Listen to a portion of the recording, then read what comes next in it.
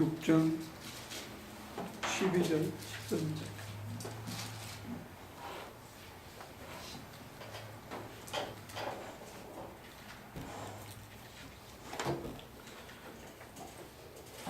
그들은 나가서 회개하라고 선포하였다.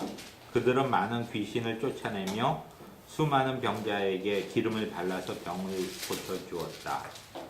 이게 마가복음에 의하면 예수님께서 제자들을 택하신 다음에 맡기신 첫 번째 과제입니다. 근데 과제 중에 첫 번째가 뭐냐면 회개하라. 근데 우리가 이 얘기를 들었을 때 느낌이 어때요? 좀 더 줄게. 네? 히로 좀 다시. 말맛이 안 된 거예요?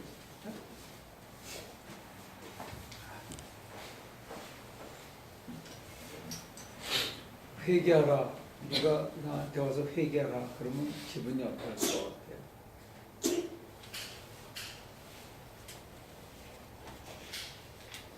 아니면 내가 회개할 게 있다. 회개해야 된다.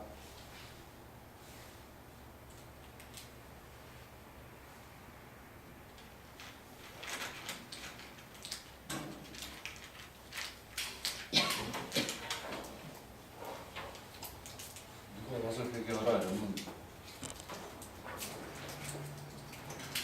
넌 누군데? 이렇게 물어보겠죠. 그거 보면 다윗은 참 용감했던 것 같아요. 그래? 나단이 그렇게 얘기하는데 그냥 확 받아버린 거 보면. 아니 나단이 누군지를 알았을 거 아니에요. 자기가 그래도 세운 제사장이잖아. 국가의 제일 머리 있는. 근데 제자들이 나 이렇게 퍼져서 사는데 갑자기 찾아와가지고 회개하라 이러면 넌 누구냐 이렇게 물어볼 거 아니에요. 다른 사람들은 어떻게 돼요?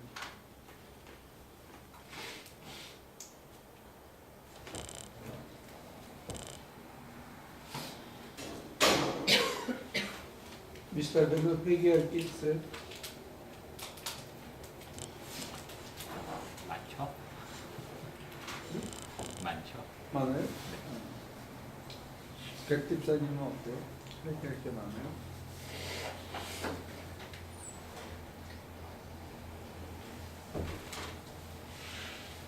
가서 앉아. 이러니까 질문이 들어오잖아.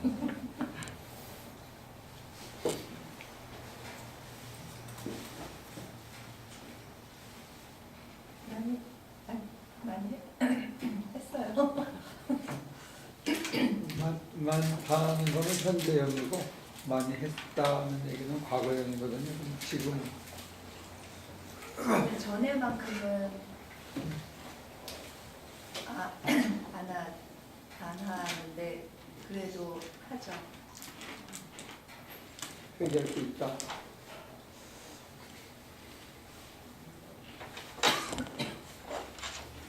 미스터 벤은 그 회개할 거 많은 것 중에 한두 가지만 공개해 줄 수 있나?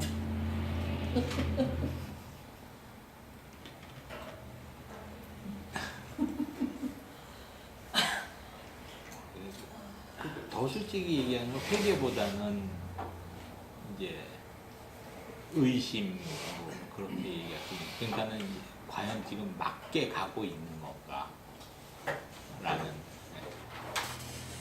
그러면서 이렇게 듣고서는 한번 살아봐야지 그러고 돌아서면은 또 이제 낮아빠지고 그러는 거죠. 그러니까는 그리고 네. 그 마음 먹은 대로 살아갈 수 이려고 할 때는 하여튼 자빠지고 그러는 거를 경험할 때마다 이게 맞는 건가?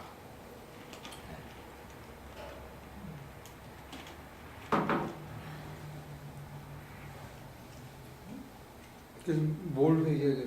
자빠지는 자기를 회개한다는 게 아니면 의심하는 자기를.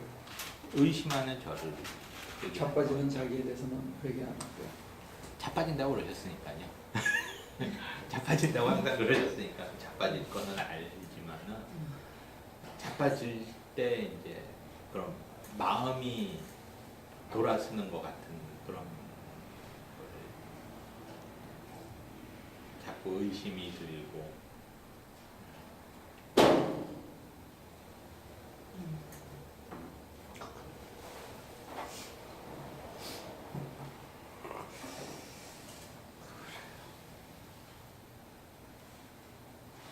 그 의심이 누구를 향한 의심이에요?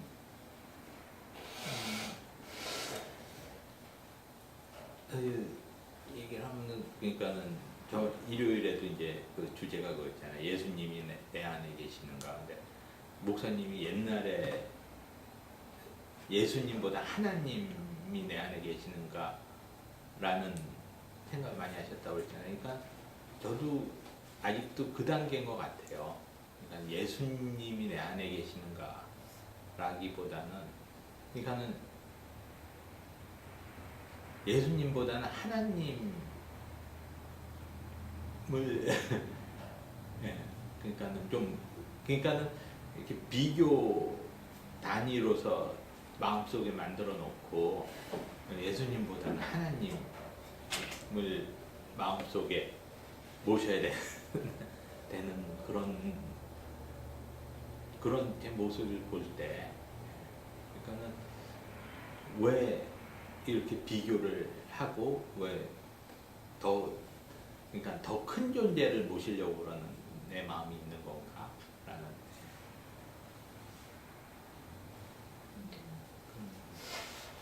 근데 왜 그게 회개거리죠?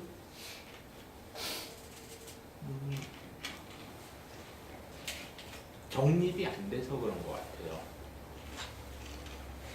네. 정립이 안 된 게 왜 회개거리냐? 그것 또한 그러니까 뭐를 회개를 해야 될지 모르면서 회개를 한다는 것도 정립이 안 돼 있는 것 같다.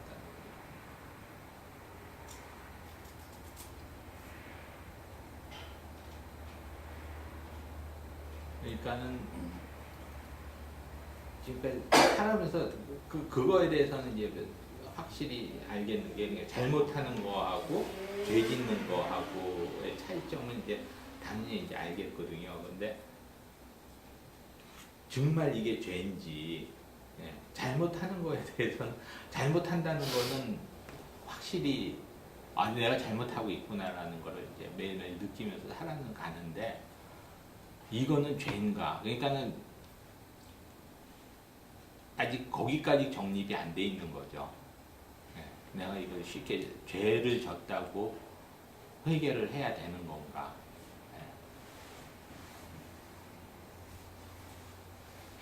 그거를 정립하면은 좀 회개하라는 말을 들었을 때에 우리가 느끼는 일반적인 감정은 뭡니까? 감정적으로 좀 기분이 나쁜가요?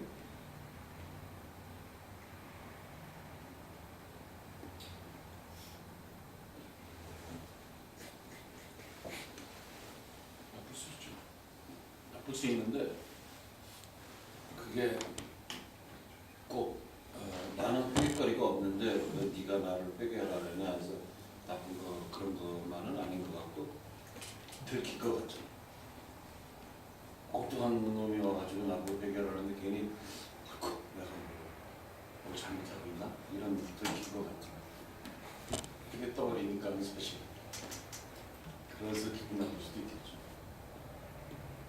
그러니까 회개하라는 주체가 누구며 네, 회개하라는 그 시기가 언제인지에 따라서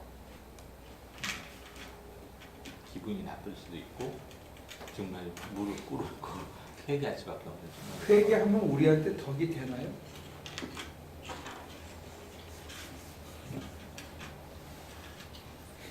근데 전 지금 말씀하신 데 제가 아마 회개를 잘못 생각하고 있었다는 생각이 잠깐 드는데요.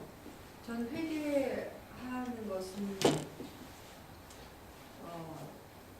하나님께 회심하면서 하나님 마음에 맞지 않은 그런 거, 하나님을 잊어버렸었던 거, 그런 것 때문에 그 마음이 잘못됐기 때문에 회개한다라는 그렇게 연관성을 가지고 생각을 하고 있었기 때문에 지금 말씀하시는 게 저한테는 아니었는데 이게 혹시 틀린 개념이었을까요? 이론은 지선 씨 얘기가 맞는지 모르는데, 우리가 하나님을 마음에 담지 않고 하나님을 향한 우리의 중심이 흐트러지는 상태는 돌이킬 생각을 미처 못하면서 좀 캥기고 좀 찝찝하고 이런 거를 우리가 회개해야 되는 내용으로 오해할 수 있다는 거죠.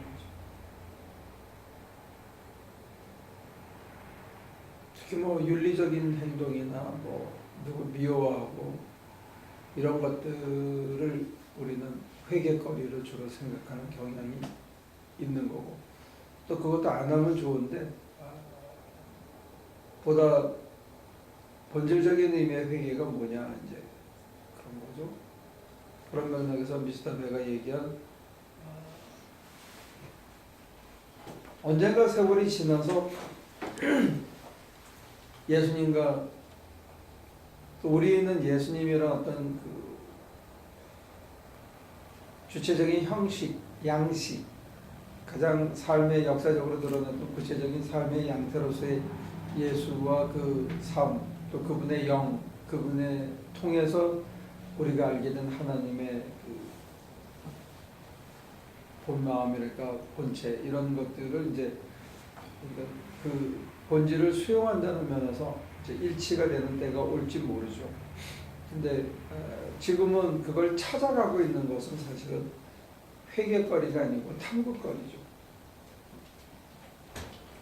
그 회개거리와 탐구거리를 혼동하면 불필요한 죄의식이나 죄책감을 가질 필요는 없죠. 탐구거리면 더 열심히 찾으면 되는 거고, 예를 들어서 그런 질문을 갖고 있으면 제임스 라빈슨 주교 같으면 미스터 베의 질문 같은 경우는 회개거리가 아니고 칭찬거리라고 얘기했을지도 모르겠어요.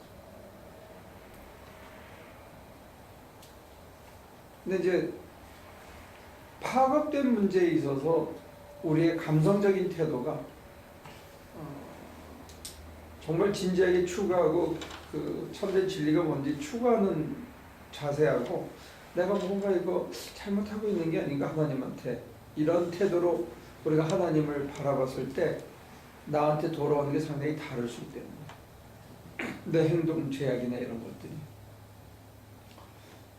그래서 지금 여러 차례 얘기를 하고 있는데, 죄냐 잘못이냐 하는 얘기, 또 지난 시간에도 이 회개하고 지난 수요일 날 얘기했던 깨달음하고를 이제 연관해서 얘기를 좀 했으면 하는 거예요. 기도 생활에 있어서 하나님의 마음을 좀 더 깨달고 하나님의 신비를 좀 더 우리가 더듬어 알게 되어지는 깨달음의 단계하고, 그런 의미에서 우리가 생각하는 회개가 단지 감성적인 잘못, 내가 뭔가 캥기는 것, 하나님한테 약속한 걸 지키지 못한 것, 또 하나님에 대해서 의심하는 것, 이런 것들에 대한 그런 것, 또는 뭐 도덕적이고 윤리적인 나쁜 짓을 했는데 내가 그걸 계속 반복한다든지 이런 것 때문에 오는 그런 죄의식 같은 것들하고 지금 깨달음에서 회개라는 것하고는 좀 다르다는 거죠.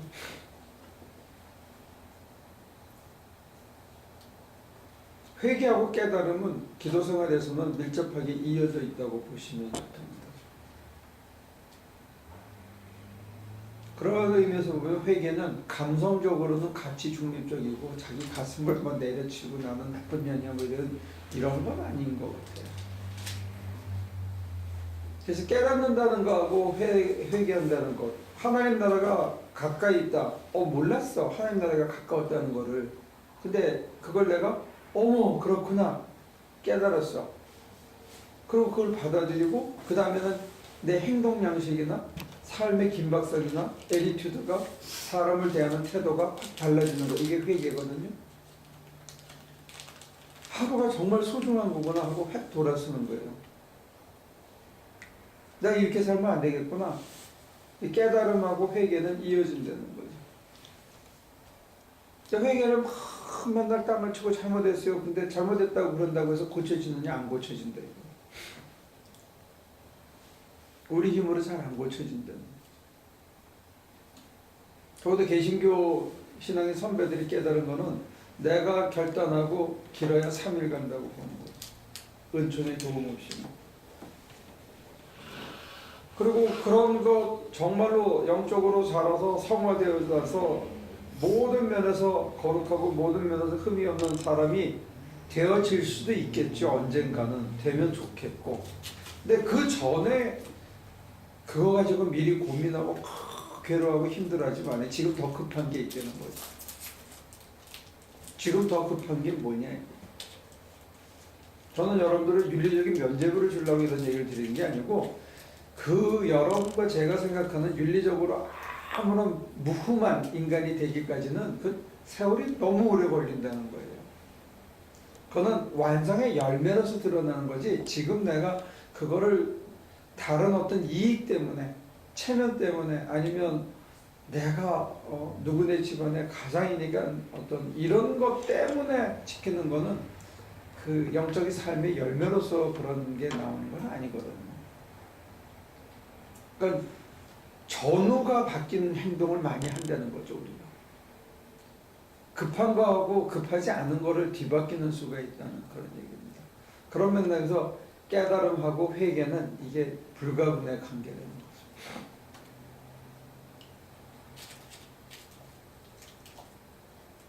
하나님이 도와주셔야 내가 변한다. 변한 그 끝이 윤리적으로도 정말 무흠한 인간이 되는 거다. 그렇다고 봤을 때는 우리는 윤리적인 무흠한 인간이 되려고 발버둥 치기보다는 하나님에게 의존해야 되는 게 더 급한 것이 되는 거죠.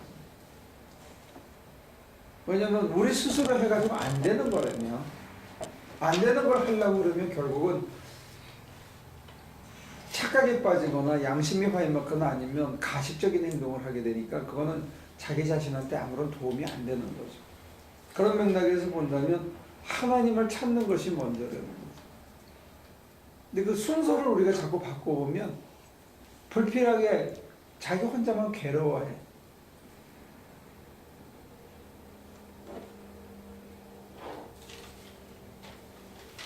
여러분과 제가 잘 받아들이지 않는 것 중에 하나가 과식하는 것도 죄예요. 어느 단계에 가면. 꼭 단계가 무슨 계단으로 올라서 12단계 이런 게 아니고 신앙이 정말로 하나님 앞에 서서 내 자신이 하나님의 성전이다. 내가 하나님에게 소명을 받고 하나님의 일을 해야 되는데 그 먹는 욕심을 해결을 못해가지고 하나님에게 제대로 못 쓰인다라고 생각했을 때나 이대로 그냥 자기 먹는 욕심에 하나님께서 원하시는 일을 못하는 이렇게 된다면 그때 가면 그것도 죄가 된다는 거예요. 근데 그 전에 내가 정말 하나님 위해서 쓰이겠다 하는 결단이 이르기 전에는 그건 사실 죄가 아니고 더 급한 문제는 아니에요. 더 급한 거는 내가 정말 하나님 위해서 쓰이고 하나님께 내 목숨을 다 드리겠다. 이게 더 먼저 다음에 이제 밥 먹는 문제까지도 죄가 걸릴 수 있다는 거예요. 순서가. 우리는 과식하지 않는 게 단순히 자기 건강을 지키기 위해서 그런 거지 하나님을 생각해서 그런 결정을 내리지는 않는다는 거예요. 근데 이거를 깨닫고 행동 양식이 변하는 이게 기도 생활에 이어져 있는데 그런 맥락에서 뭐가 진짜 급한 거냐? 자기한테 다르다는 거예요. 나중에 이루어질 것, 나중에 구해도 되는 걸 지금 구하느라고 막 급해. 그런 바람에 지금 자기가 구해야 되는 거는 못하고 있고 변해야 되는 건 못하고 있다 그러면 남을 위한 신앙생활을 하고 끝날 수 있다는 거죠. 그런 점을 지적하는 거죠. 그런 맥락에서 여러분들이 지금 고민하는 회개거리 그게 뭐냐? 뭐니?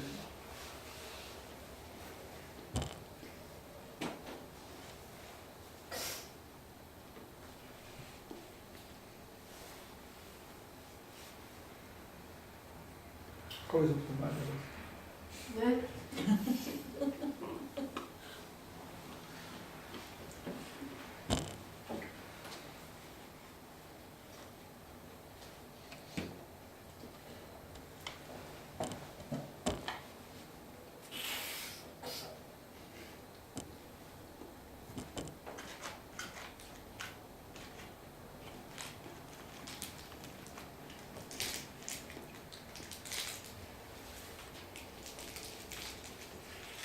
고민하는 건 많은데 그게 회개할 건지는 아침에 요새 너무 자주 네, 기도하려고 안주를 자꾸 자주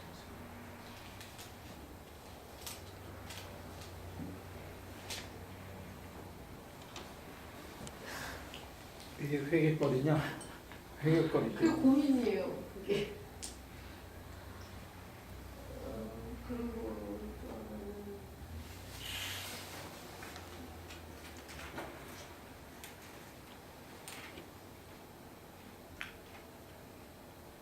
그게 회개거리일 수 있는 게 뭐냐면 이렇게 눈을 살짝 의식이 돌아올 때 기도해야지 하는데 내 마음에서 이렇게 돌려놓는 거는 자기가 예민하게 봐야 돼. 내가 하나님을 거부하는 것일 수 있고 내가 나의 몸을 챙기는 내가 스스로 내 삶의 주인이 되는 그 의식일 수도 있어요. 그러니까 그런 거 우리는 별로 중요하지 않게 생각할 수 있는데 기도 생활이 게을러졌다, 나태해졌다, 이거 죄다. 내가 하나님한테 멀어진 게 아니라 이렇게 생각하기 쉽잖아요. 그런데 실제로는 눈을 뜨면서 의식이 돌아올 때 내가 오늘 더 자야지 하면서 내가 주인이 되는 거, 이게 하나님과의 관계를 소원하게 하신다는 그런 의미에서 그거는 죄예요. 죄의 시작이에요. 이런 걸 우리는 죄라고 잘 생각을 해요. 내가 내 삶의 결정권자가 되는 순간부터 이게 하나님과의 관계가 소원해지잖아요. 그게 이제 죄라고 볼 수 있어요.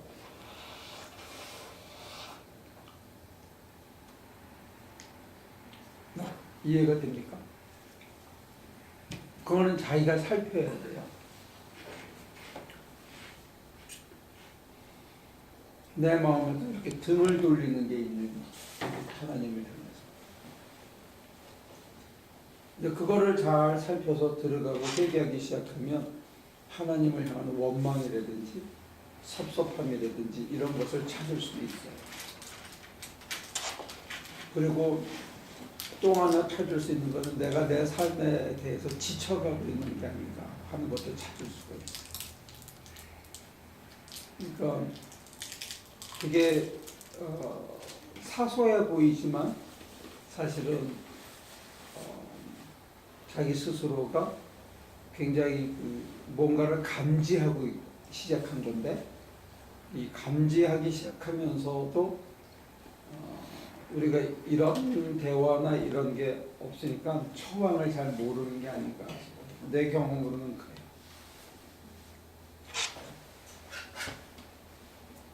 처방을 모른다고요? 네. 이게 무슨 문제인지도 잘 모르고 그 문제를 어떤 식으로 극복하고 해결해내는지를 우리가 잘 모른다는 거죠. 그리고 그게 문제라고 잘 생각을 못하는 거예요. 첫째는. 왜 자꾸 졸리지? 기도만 하면 졸리지? 어떤 때는 하나님께서 너무 사람이 고나고 이러면 잠을 푹 재워서 하나님 안에서의 안식과 평안을 가르쳐 주시고 몸에 새기기도 하지만 내 마음속에 하나님을 하는 원망이 싹트기 시작하면서 기도가 멀어질 수 있다는 거예요. 저 원망하는 거 없는데. 아니, 그러니까 그거 없으면 진짜 좋은 건데 네. 이게 뭐냐면 이렇게 돌아놓는 게 있는지를 자기가 살펴야 되는 거예요. 만약에 그러면 그거는 문제의 시작이 되는 거예요. 돌아눕는 거하고 원망하고 틀린 거잖아요.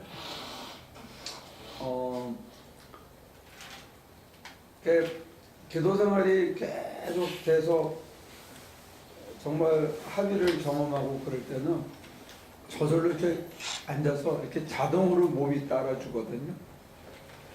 자동으로 뭐 앉게 되고, 내가 내일 뭐 일찍 출근해야 되는데 지금 이게 몇 시인데 이런 계산이나 그런 따지는 거 없이 그냥 벌떡 일어나서 앉아서 주님을 사모하고 하다가 졸 수도 있지만 그 사모하는 그 기운 때문에 아침에 몇 시간 안 잤는데도 전혀 육신과 마음에, 사실은 몸과 마음이 다 쉬어야 되는데 우리는 육신은 쉬는데 몸은 쉬는데 마음은 못 쉬고 그냥 출근하는 수가 많이 있거든요. 근데 기도 생활에서는 마음을 많이 내려놓고 생각을 내려놓기 때문에 굉장히 쉰 상태에서 출근할 수 있다고요. 그래서 벌떡 일어나는데 자야지 지금 몇 시인데 이렇게 하면서 내가 곧 자고 안 자고 기도하고 안 하고의 주인이 돼버린다는 거예요. 그 주인이 되기 시작하면서 상호 관계가 뭐냐면 하나님한테 섭섭한 거나 사람들한테 치여서 사람들한테 섭섭하고 분한 가시가 우리 속에 박혀 있을 때 우리가 하나님을 향해서 그런 애티튜드를 취할 수 있다는 거예요. 자기도 모르게. 모르죠. 자기는. 사람들한테 치여서요? 사람한테 치이는 것도 더 파고 들어가면 하나님이 그 내가 그렇게 치이도록 놔둔 거에 대한 섭섭함도 있어요. 두 가지가 같이는 언제나 하나님은 꾸러미에 끌려서 같이 끌려가죠. 우리 입장에. 좀 의심이 들어? 아니요, 그게 아니고 뭡니까? 네? 그 며칠 전에 이제 그 기도를 하다가 저는 이제 그 아침에 출근하기 전에 앉아 있다가 하더라도 시계로 마음이 쏠리는 건 어쩔 수가 없는 거예요. 출근 시간을 맞춰야 되니까요. 그래가지고 안만 하더라도 기도를 하더라도 출근 시간이 되면 해야 되니까는, 그러다가 제 자신에 대해서 합리화를 딱 시킨 게, 목사님이 살아가면서 이루어야 되는 게, 그러니까 하나님을 쫓아가서 이루어야 되는 게, 생활에서 이루어야 되는 게 우리의 신앙이라고 이렇게 말씀하셨잖아요. 그러니까 딱 합리화를 시키는 거예요. 출근 시간을 지키는 것도 생활을, 그러니까는 그 이루어야 되는 거 아니에요. 그러니까는 시계를 보는 거를 제가 그래서 합리화가 돼버리더라고요, 제 마음속에서. 그래서 그러면서 이게 그러면 과연 어느 게 맞는 걸까? 라는 이제 고민을 하면서 출근을 하게 되거든요. 고민 안 해도 되는 걸 가지고 고민을 너무 많이 하는 거.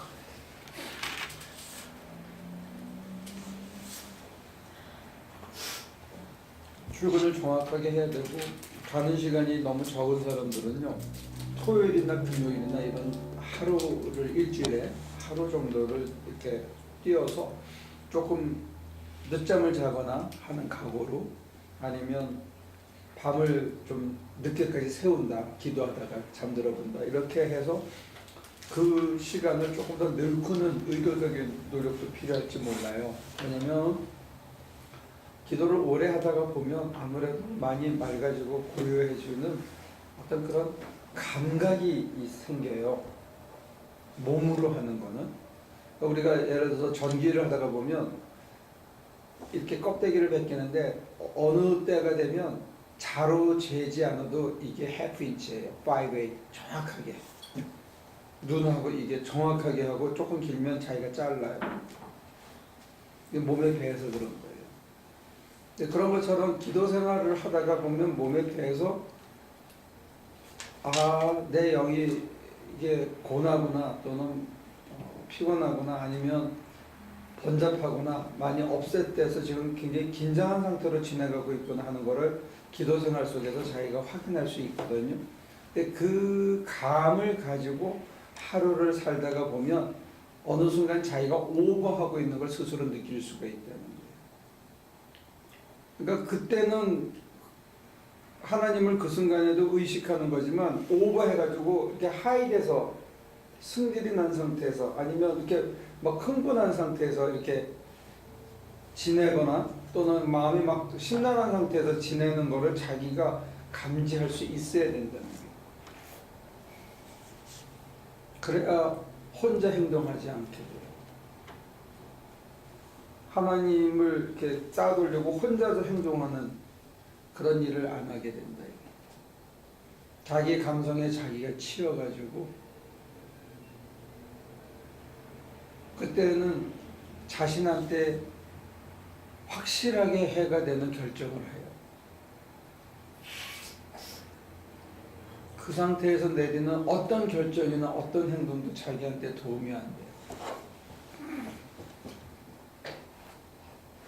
심란하면 바람이 많이 부는 호수처럼 사물을 제대로 볼 수가 없어요.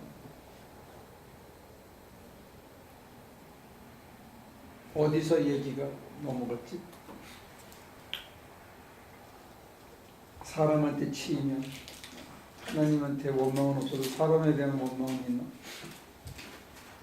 그거는 아닌 것 같은데요.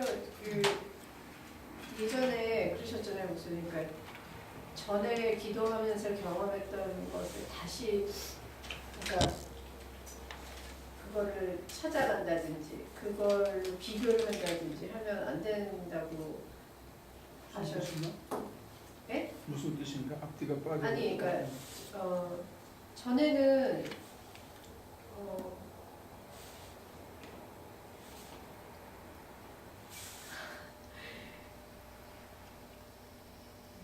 창피해. 전에는 기도할 때 전에 그 했던 기도 했을 때 이렇게 느껴지는 것이나 이렇게 그 하고 나서 그런 거나 하고 요새는 되게 좀 많이 달라진 것 같아요. 근데 저는 생각에 내가 그때처럼 기도가 되지 않으면 잘된 기도가 아닌가 보다라고 생각하면은 안 되겠다 생각을 해서 그러니까 의도적으로 내가 이게 잘된 기도 아닌 기도 이렇게 생각하지는 말아야지 생각을 하지만 전과 되게 많이 달라졌거든요. 근데 제 마음에 그게 이렇게 막 흡족하지가 않은 것 같은 거예요. 전에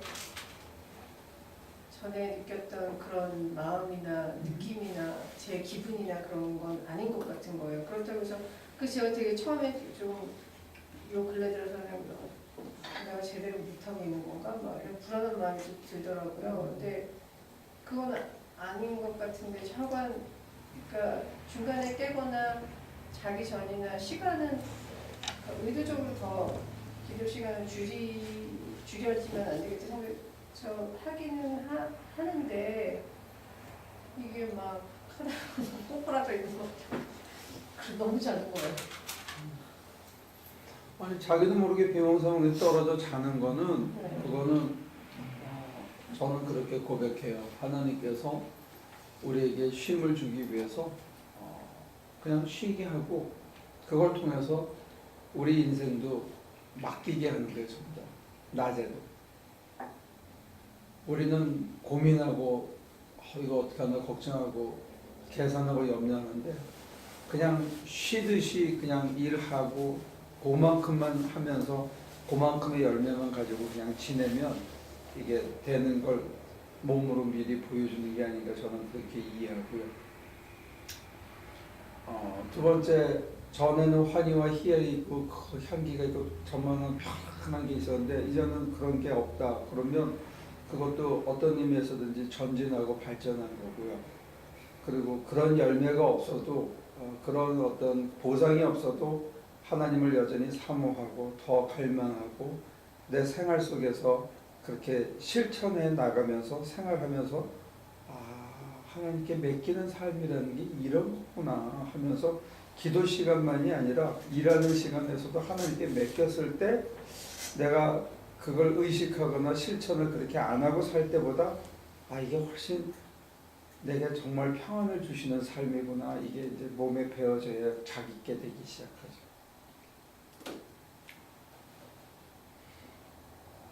그러니까 옛날에는 편해지고 이런 게 있었는데 지금은 좀 이러다가 그냥 잠들고 있다. 이게 내가 잘못된 건 아니냐? 그건 아니고 오히려 전진하는 거고 그거를 계속 환희를 맛보려고 돌아가고 그것만 붙들고 있는 거는 그냥 거기 애들이 장난감 갖고 머무는 거랑 똑같은 거예요.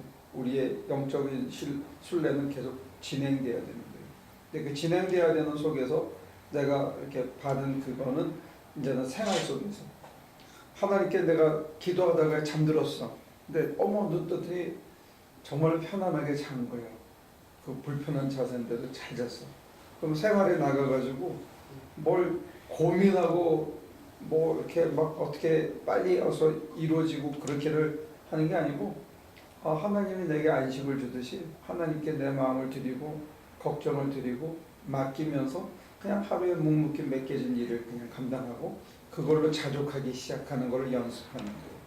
그럼 생활이 편안해지기 시작해.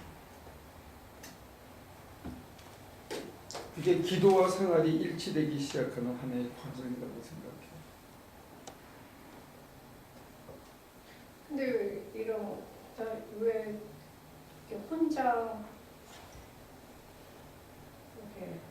혼자 얘기하고 있는 것 같지? 하는 느낌이 들고 이제 결혼한테 관심 없으신가? 그냥 이상하더라고요. 그게 어색하고 안 계신가? 막 이런.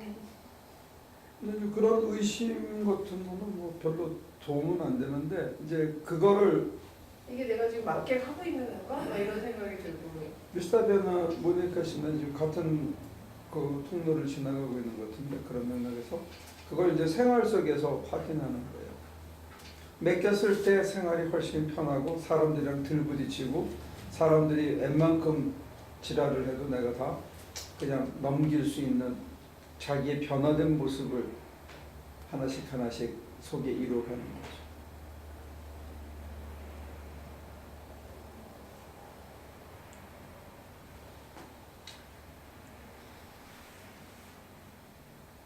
내년에는 그 성령 충만 이렇게 했을 때는 막 방언하고 그 다음에 예언하고 환상을 보고 하는 쪽에 강조를 줬던 시절이 있었어요.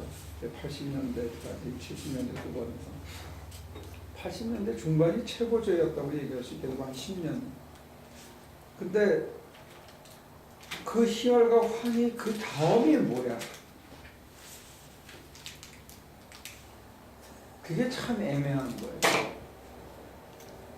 그러다가 찾은 돌파구가 선교예요, 선교. 한국교회가. 근데 그런 실천이 그게 나중에 뚜레스디아스로 이어지고 미국에 와서는 부부교실로 이어지고 했는데 문제는 자기 삶의 내재화가 돼가지고 생활 속에서 하나님이 나를 인도해 가신다 하는 게 이게 느껴지는 삶으로 이끌어주지 못한 게 아닌가 하는 게 저의 그 반성이에요. 그러니까 게을러지는 것을 두둔하거나 뭐 칭찬하는 건 아니지만 게을러질 수도 있는 거고 또 하나님께 기도한다고 했는데 그냥 훅 자고 내가 기도도 안 하고 잤네. 그러면 그날은 하루 종일 하나님을 사모하는 마음을 가지고 더 사모하면서 하나님께 더 의존하고 하나님과 같이 한다는 의식을 가지고 더 기도를 종일 하는 거예요. 그리고 하나님께서 그런 날을 하루 종일 지났을 때 내가 그런 자세를 가지지 않고 생활했을 때보다 훨씬 더 어렵고 복잡한 일을 정말로 무난하게 잘 넘기면서 하루를 마감한 그러고 나서 참 뿌듯한 그리고 그날 밤에 주님 앞에 이렇게 앉았을 때 상당한 위로를 다시 받는 것 같아요. 그러면서 이게 내 것으로 내재화되기 시작한다는 거예요. 기도할 때만 환희와 희열과 향기가 있었는데 이제는 그 향기가 24시간, 16시간 생활 속에서 이렇게 퍼져가지고 그 향기는 지나지 않지만 계속 잔잔하게 이어가면서 뒤돌아봤을 때 은총이 아니었다면 내가 그 하루를 그렇게 못 보냈었겠다 하는 게 보이는 거예요. 그러면서 하나님과 점점 생활 속에서 밀접해지는 기도가 생활이 되는 그런 관계가 온다는 거예요. 그래서 머물지 말라고 그러는 거예요. 옛날에 20년 전에 어떤 기도를 했던 5년 전, 3년 전에 어떤 기도를 했던 하나님이 우리를 이끌어 가시면 계속 전진하면 된다.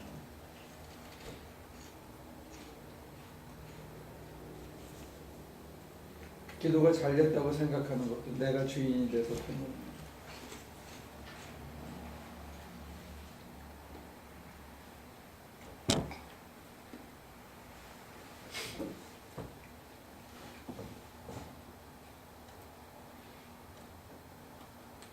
대답이 된 건가?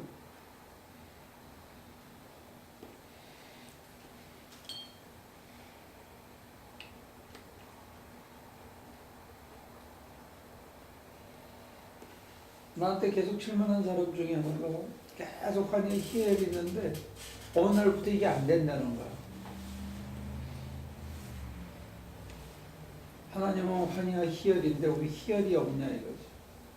그럼 생활 속에서 찾아야 돼. 생활로 나가요. 16시간 속에 잔잔히 이렇게 흐트러져 있는 진하지 않은 삶 전체가. 그래서 내가 삶을 바라보는 태도가 내가 어떤 사건이든지 어떤 재물이든지 무엇이든지 그냥 다 자족할 수 있는 정도, 다 똑같이 받아들일 수 있는 정도의 사람으로 변하기까지 그런 기간이 주어진다. 그러면 장점은 뭐냐면 굳은 일도 할 수 있어요. 스스로 비참해지지 않고.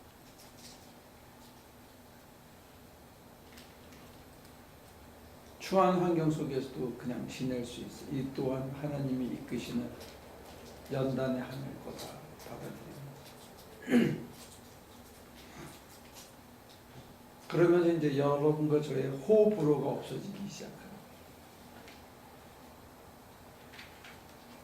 이 호불호를 없앤다는 게 참 어렵더라고요. 호불호가 뭐지? 우리 속에 은근히 이거는 좋아하고 이렇게 되지는 않았으면 좋겠다는 마음이 굉장히 오래가요. 이 사람은 뭔가 통하는 것 같고 저 사람은 괜히 같이 일을 해도 하기 싫은 사람이 있는 이게 호불호예요. 이 호불호를 넘어가는 게 참 쉽지 않아요. 그러면 바울이 얘기한 빈의 처에도 부의 처에도 내가 일체 자족을 배웠다. 이거는 어려워요. 그럼 여전히 빈 속에 계신 하나님, 부 속에 계신 하나님 못 보는 거죠. 한쪽에 쏠려.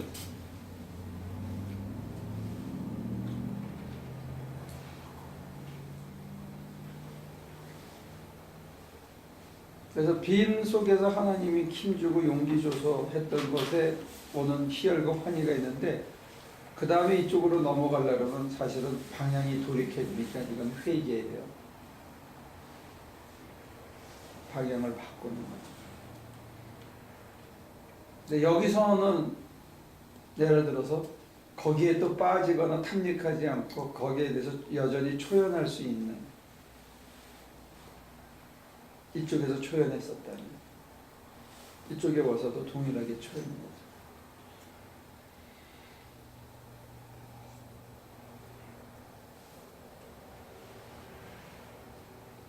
지금 말씀드리는 것 중에 여러분들이 생각할 때 회개 그러면 뭔가 찌르고 내 속에 있는 걸 막 토해내서 막 아파해야 하고 잘못했다고 누구한테 빌어야 되고 할 것 같은 것을 자꾸 회개라고 생각하는데 그런 의미의 회개가 아니고 인공위성을 쏘고 나면 궤도에 진입하기 위해서는 그 엄청난 그걸 받아야 되지만 저항을 뚫고 나가면 그 다음에 끊임없이 궤도 수정을 해야 되는 거예요. 목적지에 다다르려면.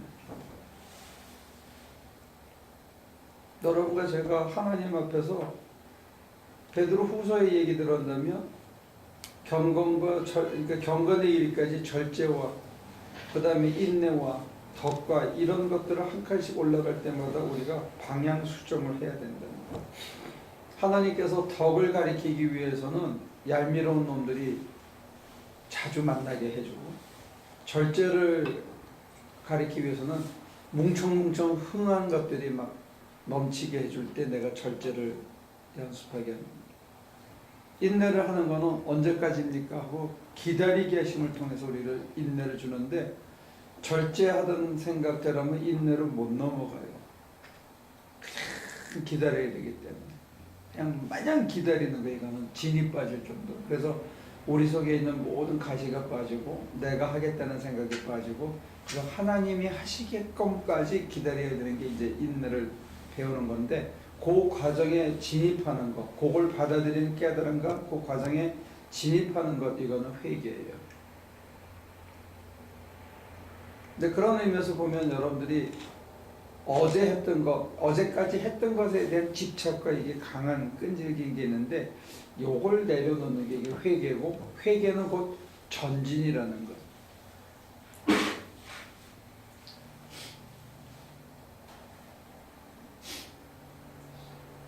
그럼 예수님은 회개했겠냐?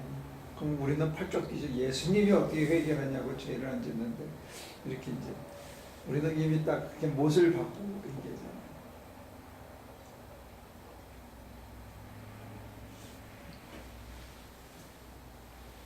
예수님은 회개 안 하시나요? 굉장히 잘못하면 불경스러운 질문이 될 수 있는데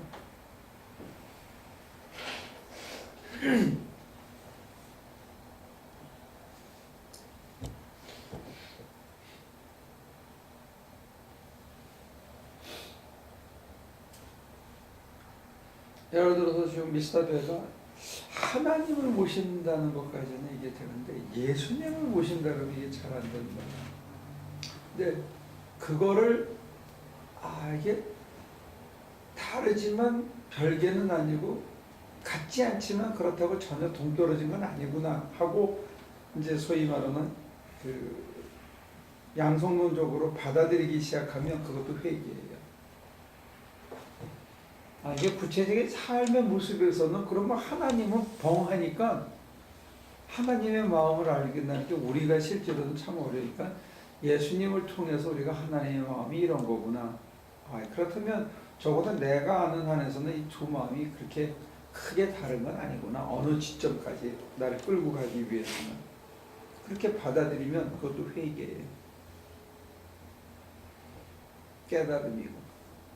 그 다음부터 내 생활의 태도가 달라지죠. 왜냐하면 내가 그때는 구체적인 삶에서 예수를 모방하려고 애를 쓰니까.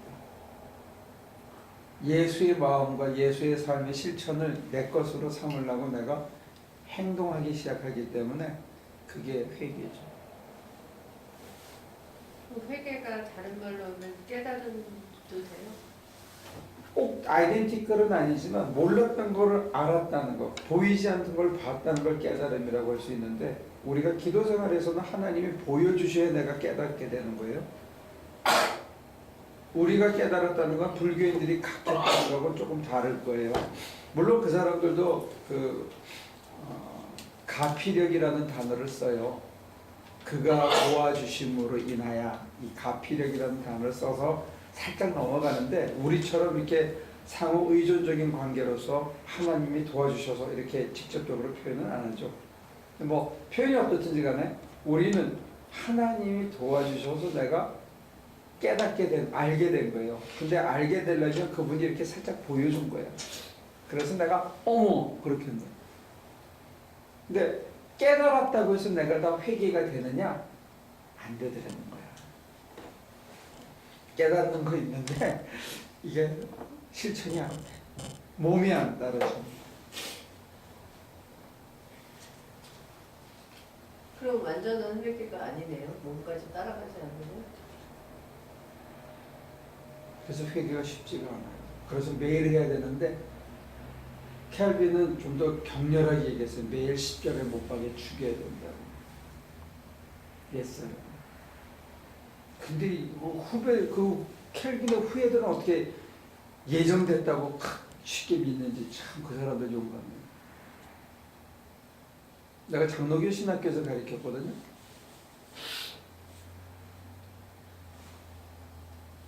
그 기독교 강요가 1권은 조그맣고 2권은 조금 더, 그 3권은 그 두 개 합친 것만 해요. 그 3권 첫 장이 그 얘기예요. 십자가에 매달려 죽여야 된다.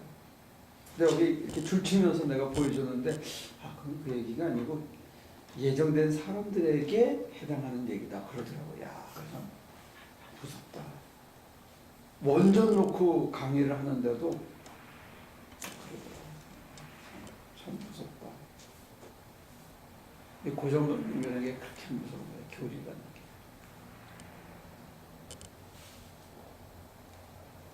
게. 그 다음부터는 내가 싸우는 걸 포기했어. 그대로 믿다가 가십시오.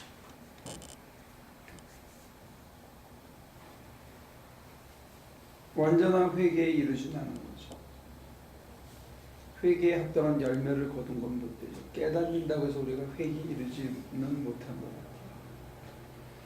우리는 그러면 깨닫고 행동으로 내 몸에 그게 돌이켜서 완전히 그 빠지는 그냥 회개잉이네요.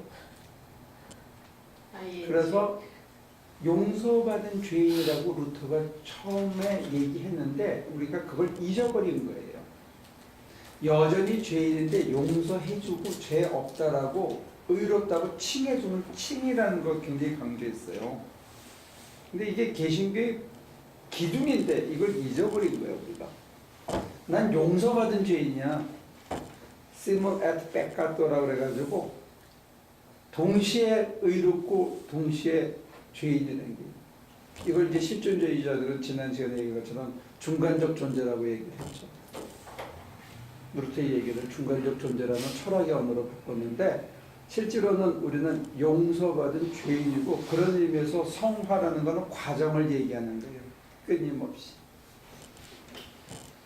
박옥수 집단은 한번 용서받으면 회개하면 의인이라고 하니까 우리를 굉장히 릴리즈 시켜준다. 의롭다고 인정받은 인간은 의로운 인간이 돼야 돼요. 그래서 한문에서는 어떻게 하냐면 칭의할 때는 인정할 때 의인이고 인정한다는 인자를 쓰고, 그 다음에 의인할 때는 사람 인자를 쓰는 거예요. 똑같은 인자를 쓰는 거예요. 의롭다고 인정해 주는 거하고 의로운 인간이라는 단어를 나누는 거예요. 그래서 의롭다고 인정해 줬지만 나는 여전히 죄인이야. 용서받은 죄인이야. 이걸 착각하지 말라는 거예요. 그래서 언제든지 내가 등을 돌리고 잘 수 있는 존재예요. 하나님을 향해서. 그래서 꿈에서도 하나님을 뵐 수 있다든지, 우리 주님을 뵙는다든지, 꿈조차 안 꾸고 하나님 품에서 푹 잔다든지 하기까지 여전히 우리의 마음은 심란하다.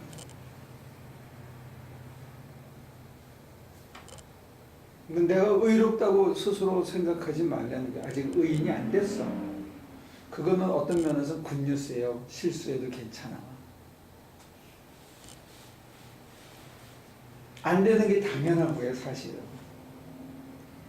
김연아니까 금메달을 받는 거지, 그냥 애들은 돌다가 자빠지는 게 당연한 거예요. 엉덩이로 맞지.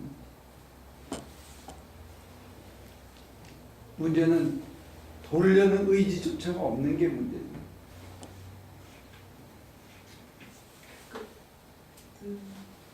저는 말씀을 듣다 보니까 이 회개, 용서, 구원 이런 것들이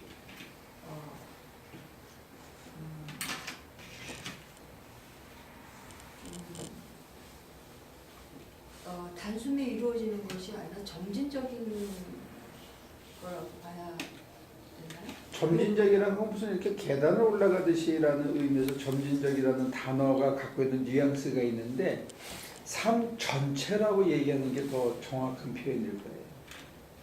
하루아침에 이루어지는 것도 아니고 어떤 때는 푹 이루어졌다가 또 어떤 때는 천천히 전혀 진전이 없다가 어떤 때는 조금 떨어지기도 하는데, 이게 이렇게 점진적으로 이렇게 직선으로 가는 게 아니고 이렇게 팍 올라갔다가 툭 떨어졌다가 찌 끌고 갔다가 팍 올라가기도 하고 하지만 이게 삶 전체에 걸친 작업이 되는 거예요.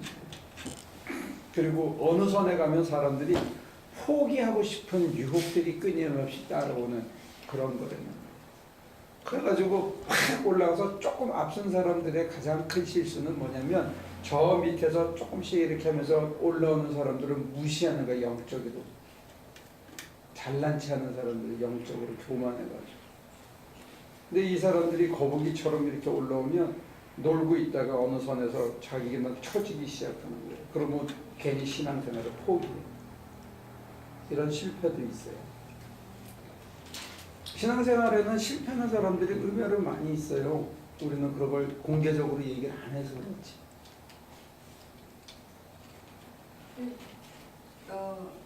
이제 지금 다음 질문이 저한테 많이 온다고 하면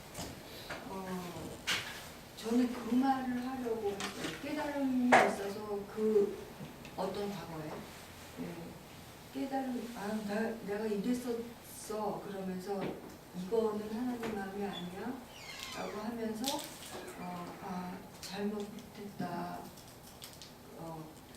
예를 들면 왜 아이들을 양육하지 않았을까 그런 마음이 들면서 그때 이제 회개를 했단 말이죠. 그런데 그 깨달음이 있었어요. 근데 그 깨달음이 여전한데 그 어떤 상황이 닥쳐오잖아요.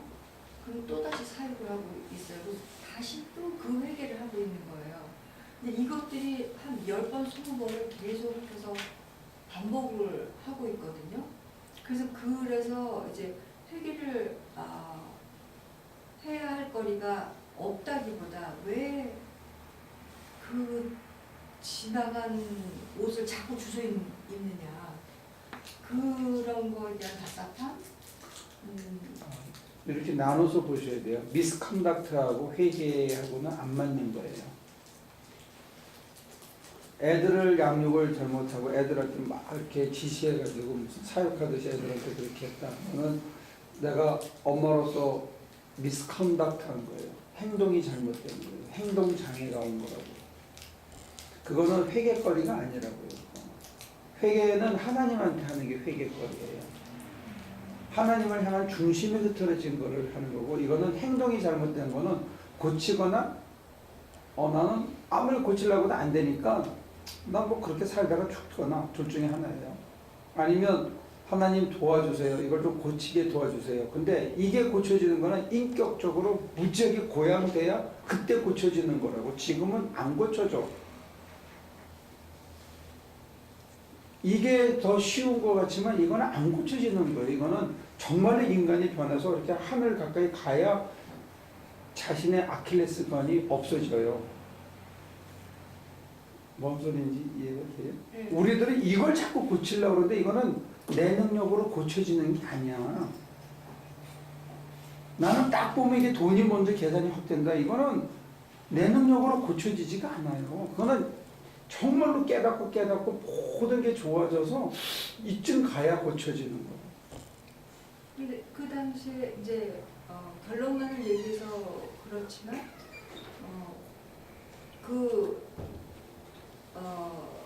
가장 중요한 핵심은 뭐였냐면 나는 사랑이 없었다. 그것도 미스컨덕트고 회개는 뭐냐면 그것도 그래서 그 사랑이 생기는 거는 저기 꼭대기에 가야 되는 거고, 지금 회개거리는 하나님한테 못 맡겼다. 이게 회개거리예요. 다른 거예요. 하나님께 맡기고 하나님이 하시게 했어야 되는데 내가 나섰구나 하는 걸 회개하고, 그 다음에 하나님이 하시도록 자꾸 불안하고 내가 마음이 먼저 갈 때 하나님이 해주세요. 나는 안 돼요. 하나님이 하실 거예요. 하나님께 맡겨요. 하고 하는 게 이게 회개고, 회개를 실천하는 거예요. 그렇게 해서 하나님께 점점 맡기고 가다 보면 내 안에서 여유가 생기고 딱 나오려고 하다가 하나님께 기도가 먼저 되고, 제가 하는 행동도 저게 내 시대엔 맞았지만 쟤네 시대엔 저게 맞는 것일 수도 있거나 관용이 생기기 시작하고, 그 다음에 사람에 대한 신뢰도 생기고, 그러면서 걔가 자빠지면서 그러면서 배우는 것을 보면서 인생이 그런 거구나. 그러면서 점점 깨달음에 대해서 정말로 내가 우아한 사랑을 하는 날이 올지도 몰라요. 못하고 죽을 수도 있고. 근데 그게 높은 경지라는 걸 우리들은 혼동한다는 거예요. 자꾸 윤리적인 열매를 자꾸 미리 전 단계에서 이루기를 바라니까 이게 안 고쳐주는 거예요. 그러나 어느 날 담배를 뚝 끊듯이 무슨 예수 믿고 갑자기 뭐를 획 돌아서서 아까운 11조를 팍 내기 시작하든지 남을 도와주는 것, 이게 자연스러워지는 것처럼 어느 날 가서 획 되면서 되는 그런 자리가 올지도 몰라요. 이건 나중에 문제라고. 지금은 뭘 회개되냐면 내가 하나님께 의존하지 못했구나. 하나님 죄송해요. 하나님이 가르치고 키우시는 건데 제가 하려고 들었어요. 이건 하나님한테 하는 게 회개고 사람한테 하는 건 회개가 아니라니까. 용서를 구하거나 뭐 내 행동 양식을 바꾸는 건데 행동 양식을 바꾸는 게 진짜 어렵다는 거예요. 그렇게 쉽게 바뀌지 않아요. 그건 굿뉴스예요. 어떤 면에서 자기를 정지할 필요가 없는 거야. 그러니까 안 되는 건데 정지하지 말어. 자꾸 사람들이 자기를 정지하고 앉았더니 그렇게 생겨 먹은 걸 타고나기를. 근데 그게 정말 하나님한테 맡기고 하나님을 따라가다 보니까 어느 세월에 가서 조금 변하고 인간이 달라지는데 남편이 보면 전혀 안 달라졌어. 10년이 지나도. 마누라가 보면 전혀 안 변했어. 남들이 보면 조금 변했어. 고등학교 때 너 인간이 많이 달라졌네. 이렇게 얘기할 수 있어요. 근데 같이 사는 사람은 절대 몰라. 왜? 같이 사는 사람은 약점이 좀 먼저 보이거든요. 그 약점 때문에 내가 먼저 아프거든요. 그리고 행여했는데 조금 달라진 것 같으니 어느 날 또 빠꾸고 하는 걸 보기 때문에 기대도 안 해요. 같이 사는 사람은. 같이 사는 사람이 제일 가까워야 되는데 이게 가장 의심덩어리고 가장 원수덩어리로. 안 믿어줘.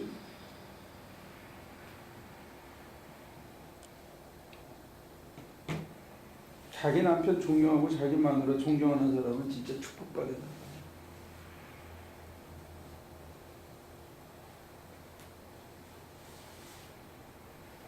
그걸 한 30년을 꾸준히 살아서 그래도 내 남편 만난 사람이 없다 이게 나오는 거예요. 하루아침에 되는 게 아니에요.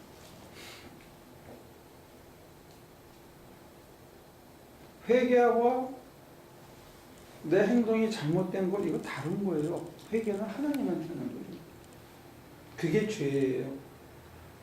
죄를 돌이키는 것과 동시에 어제에 매달려 있는 것도 사실 죄라는 걸 암시하고 있어요. 어제의 방식에 매달려 있는 거. 오늘을 전진해야 되고 하나님의 인도를 따라가야 되는 거예요.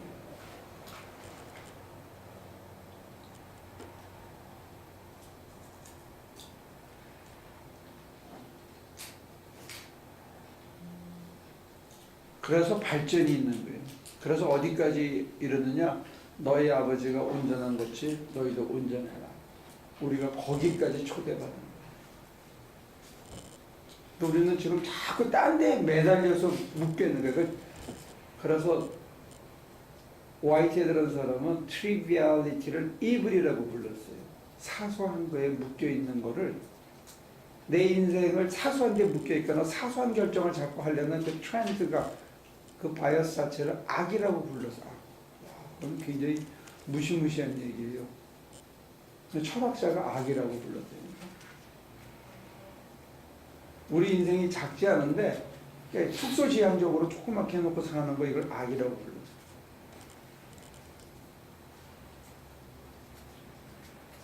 근데 우리가 그 축소지향적으로 생각하는 것 중에 자꾸 쪼그라드는 게 뭐냐면 경제적인 가치로 환산해가지고 자기를 쪼그라뜨리는 거예요.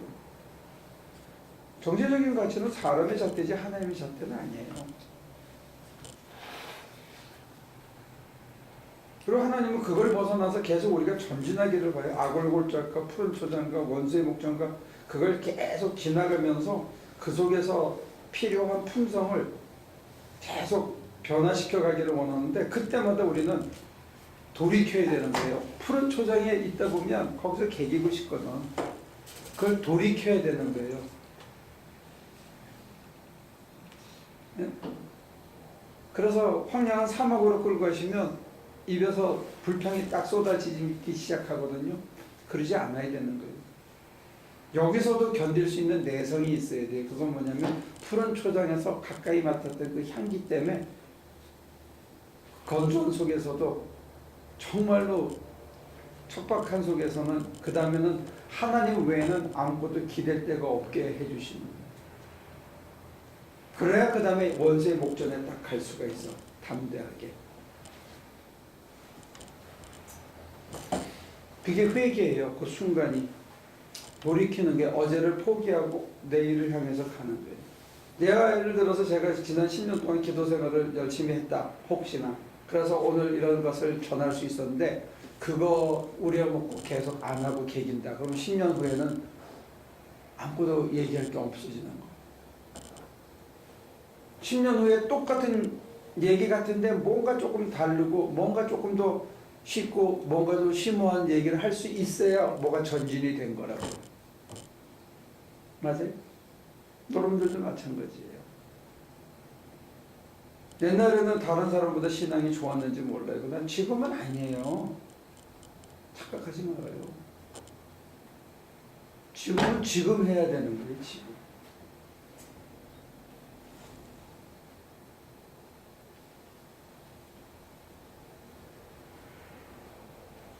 무슨 질문이 있어요? 응?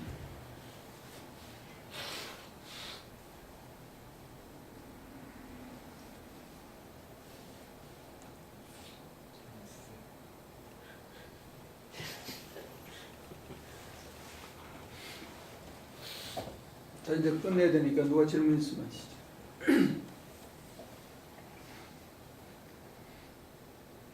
미진한 부분이 있는지. 그러니까 그 순간에 제가 하나님 또 이렇게 또 아이들에게 또 이랬어요. 죄송합니다. 매번 그랬는데 아이들에게 어떤 행동을 한 걸 회개하지 말고요. 네. 하나님께 의지하지 못한 걸 회개하라고요. 아, 다른 거예요. 아. 내가 잘못했다고 판정하는 순간에 내가 주인이 되버리고 내가 재판장이 되는 거예요. 이거는 하나님께 죄를 짓는 거예요. 우리가 무죄히 혼동하는 게 거기에 있는 거예요. 내가 무슨 미스컨덕트를 하고 나는 또 왜 그런 짓을 했을까? 나는 나쁜 년이야. 하나님 용서하세요. 아니 지가 판정까지 다 해놓고 지가 죄짓고 지가 판결해가지고 재판 다 때려놓고 그때 가서 왜 하나님한테 미안하다 그러냐고. 판정은 하나님이 하셔야지. 이게 신앙의 아주 근본적인 문제인데 이거를 혼동하고 있는 거예요, 사람들. 여러분들이 이거는 진짜 해결해야 되는 문제인데 여기서 자꾸 넘어져요. 그러니까 해결이 안 되는 거야.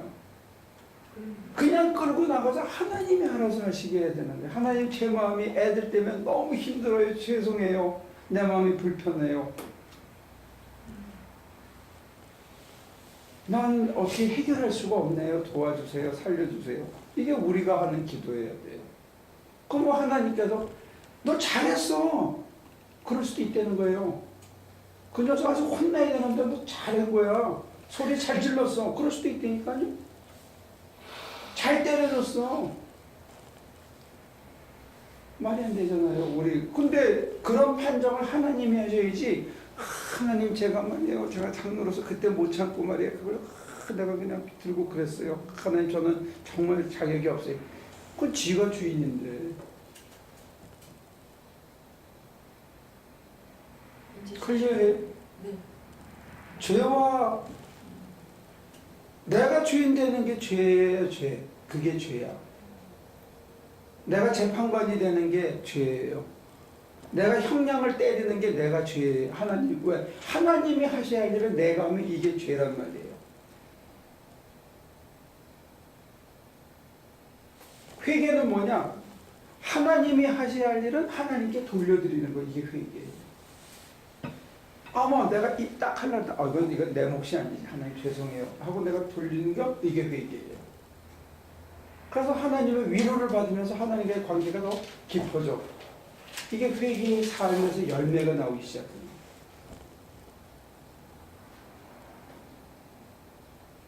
제가 보면 이건 신학의 빈곤이에요. 신학의 빈곤이 여러분과 저를 피폐하게 만듭니다. 이제 알 것 같아요. 그래서 용서를 제가 못하고 있어요. 내가 애들한테 그렇게 한 거는 그 상황에서 최선일 수도 있어요.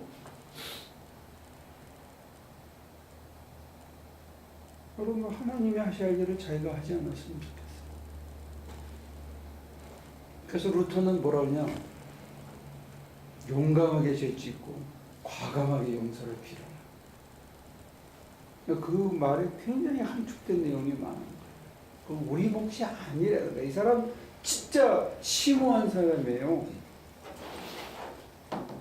인간 한계에 대해서 정말 처절하게 경험을 했던 사람이에요. 내가 할 수 있는 게 이게 정말 죄밖에 없구나. 내가 한계가 이것밖에 안 되는구나. 이걸 받아들인 사람이에요. 그래서 용서받고 의롭다고 칭함을 받았다는 거예요, 자기는. 근데 우리는 그렇게 해야 할 주제에 내가 나는 도저히 인간이 이래서는 안 돼. 나는 쪽팔려가서 사람들 앞에 못 나타나겠어. 그건 지가 주인이고 지가 하나님 다 하는 거야. 아주 제일 나쁜 거야, 이거는. 이건 빼겠거래, 진짜. 이게 믿음 좋은 사람이 이 짓을 할 수가 있다니까. 흔히 우리가 얘기하는 교회가 믿음 좋다는 사람, 영적인 체험을 했다는 사람들이 바로 이런 짓을 해요. 그게 뭐냐면 신학의 빈곤 때문에. 하나님, 자, 우리는 넘어졌습니다. 어떡하죠? 하나님께 또 믿습니다. 하나님, 정말 미안합니다. 이게 우리가 하는 아주 심플한 기도고 가장 진솔하고 정직한 기도에 하나님 도와주세요. 하나님, 제가 말이죠. 이거는 진짜 잘못했어요. 이거는 진짜 내가 아주 제가 나쁜 년이에요. 그리고 뭐 어떻게 인간이 하나님 그렇게 도와주셨는데 내가 이럴 수가 있죠. 요거는 잘난 체하면서 지가 주인 돼서 다 까부는 거야. 하나님이 하셔야 될 걸 지가 다 하면서 하나님 뭐 제가 말이죠. 웃기고 있는데 이게 제가 왜 열받는지 아시겠습니까? 우리를 그렇게 하도록 가르쳐 왔다는 게 나도 그렇게 배웠어요. 그게 아니라는 거예요. 루터의 마음은 그게 아니었다는 거예요. 은총은 그냥 그분 앞에 가서 벌고 받는 거예요. 어떻게 할 수가 없어서 그냥 내가 무슨 말을 해. 내가 할 말이 없어서 그냥 하나님만 쳐다보고 있자는 게 침묵기도 무슨 폼 잡고 침묵하자는 게 아니라니까. 교양 있게 뭐 말하지 않고라. 아니, 내가 하나님 앞에 뭔 말을 해 지금. 할 말이 없는 거, 할 말이. 아무 생각도 안 나. 그냥 하나님이 이 시간 숨을 끊으면 어떻게 할 수 없는 거고, 하나님한테 정말 부끄럽고 창피하고 미안하고, 그래서 그냥 하고 있는 거예요. 그냥 하나님 손에 다 맡기는 거 말고는 길이 없어. 하나님이 살리거나 죽거나 어떻게 할 수가 없는 거예요. 그래서 그냥 앉아 있는 거예요. 내가 뭐 그거는 잘못했고요. 요거는 내가 그렇고 악착같이 내가 요거는 그렇게 내가 잘한 건데 걔가 오해했고, 이거 그건 재판관 앞에 가서 그게 하는 게 아니에요.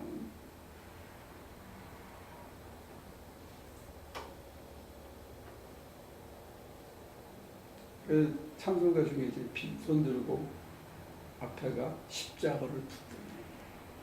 그거 말고는 없는 거예요. 그게 기도예요. 줄줄줄줄 떠들고 지랄을 해. 떠들 게 뭐가 있어? 하나님 앞에. 하나님 다 하시는데 그분 앞에 가서 뭔 내가 떠들 게 있어. 그냥 붙들고 그냥 하염없이 있다 보면 울 수도 있고 환희에 처할 수도 있고 감정에 현란한 건 안고 다니죠. 그냥 내가 하나님 앞에 가서 그냥 다 벗는 거야. 그냥 다 찢어 놓는 거야. 쪼개가지고. 그냥 아니 그것도 할 힘도 없어. 그냥 멍하니 앉아있는 거야. 이게 기도예요. 이게 회의예요. 그러고 나면 하나님의 위로 하나님 가슴 찢어주고 씻어주심 속에서 내가 돌이킬 수밖에 없는 거야. 생각이 바뀌고 행동이 바뀔 수밖에 없는 거야.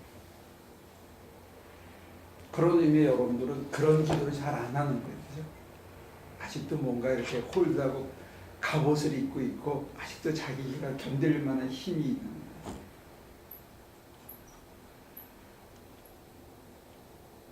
그래서 지쳐가지고 넋을 놓고 그냥 늘어져 있는 거예요.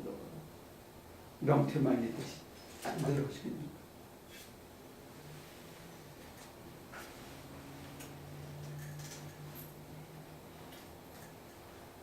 그래서 그 북어가 되기 직전에 응? 명태가 생선인가? 명태가 아닌데 맨 생선 이름이 명태가 명태가 북어가 되어가는 거지, 그죠?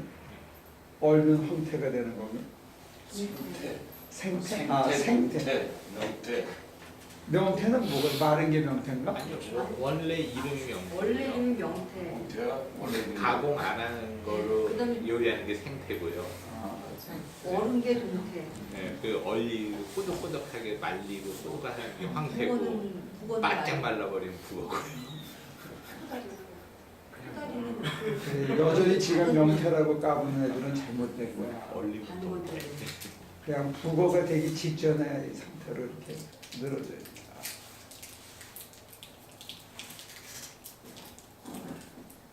북어들. 우리 주일 예배도 대표 기도나 헌금 기도가 없어요. 침묵 기도로 하죠. 뭐 뭐든지 해볼 수 있을 거예요. 그리고 사실은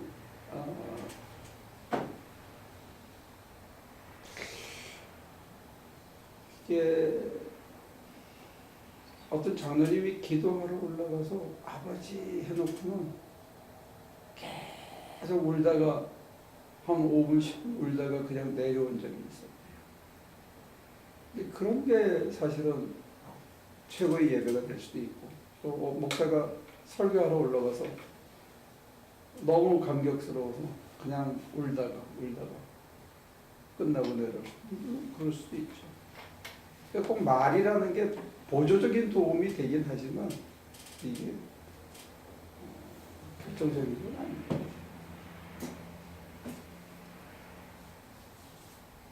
오늘 여러분들이 그거는 좀 가슴에 갖고 갔으면 좋겠어요. 회개가 뭘 해야 되는 건지, 내가 하나님 자리에 쓴다는 게 그게 아주 사소한 것처럼 보이는데 우리가 하나님 자리에 들어서기 쉽다는 거예요. 그러면서 자기는 믿음이 좋다고 생각하고 믿음 생활을 바로 한다고 생각하는 거 있을 수 있어요. 그럼 돌이켜. 그래서 하나님이 주인 되게 내 삶에. 그럼 하나님 절대로 주인 노릇 안 하셔요. 이게 신비입니다. 하나님은 자기 아들을 주시기까지 우리는 그 신비 언어로 썼는데 당신이 주인 되기를 언제나 거부하셔요. 참 역설입니다. 하나님은 우리의 종 되기를 원하십니다. 자기를 비워 종의 모습으로 오셔서 죽기까지. 이게 하나님의 신비입니다. 절대로 우리를 손상시키거나 우리의 자유를 꺾거나 우리가 하고 싶은 것을 막 꺾어 분질러거나 이러시지 않아요. 우리한테 제일 좋은 걸 주기 위해서 종으로서 나는 내 모든 걸 다 드렸는데 하늘도 내 모든 것을 당신의 모든 걸 다 주시는 거예요. 그러니까 그런 의미에서 보면 우리가 회개가 안 되는 이유는 하나님을 믿지 못해서 그래요. 그래서 개신교가 탁월하다고 한 게 이 믿음을 하나님을 향한 무한한 신뢰 때문에 내가 모든 걸 다 열어놓을 수 있는 거예요. 그리고 내 생활 속에서 그분의 방식으로 내가 살아갈 수 있기 시작합니다.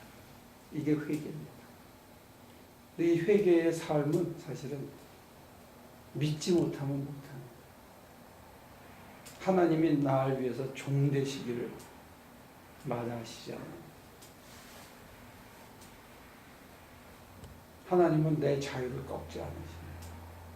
기다려주신다. 내가 잘못된 자유를 방종을 재판관 노릇을 하면 그걸 선히 깨달을 수 있을 때까지 기다려주신다. 좋은 밤 되시기를. 하나님